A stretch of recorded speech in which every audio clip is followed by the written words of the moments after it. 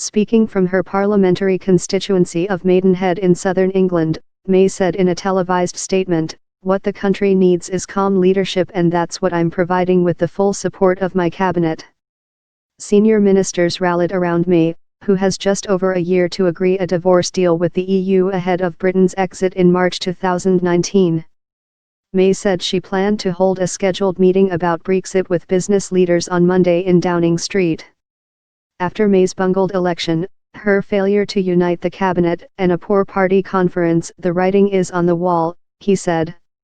Though no Conservative ministers have publicly indicated any support for the plot, such a blunt demand for May to quit indicates the extent of her weakness while she attempts to navigate the intricacies of the negotiations to leave the EU. Her survival has so far been dependent on the absence of an obvious successor who could unite the party and the fear of an election that many Conservatives think would let opposition Labour leader Jeremy Corbyn into power. Sterling fell earlier in the day but then rallied by around 1/4 cent against the US dollar following May's remarks. It later fell after US payrolls data was released. Serious plot?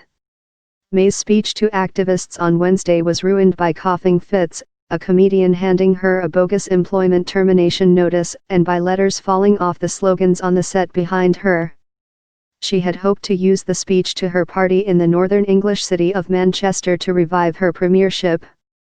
However, grassroots Conservative members did not share his desire for a change in leadership, said James Pearson, Vice President of the National Conservative Convention, which represents the party's voluntary wing. To trigger a formal leadership challenge, 48 Conservative lawmakers need to write to the chairman of the party's so-called 1922 committee. Grant has many talents, but one thing he doesn't have is a following in the party, so really I think this is now just going to fizzle out, to be perfectly honest. If May stays, talks on leaving the European Union will be guided by one of the weakest leaders in recent British history. EU diplomats and officials expressed astonishment about the uncertainty in London. She should stay. Supporters, including her most senior ministers, said she should remain in charge to deliver Brexit. "I know that she is as determined as ever to get on with the job. She sees it as her duty to do so, and she will carry on, and she will make a success of this government," Green, the first Secretary of State, told BBC television. Many Conservative activists fear a leadership contest would exacerbate the divide in the party over Europe, an issue that helped sink the previous three Conservative Prime Ministers, David Cameron, John Major, and Margaret Thatcher. A leadership contest could also pave the way for an election that some Conservatives worry could be won by Corbyn, whom they cast as a Marxist who would reverse decades of free market policies.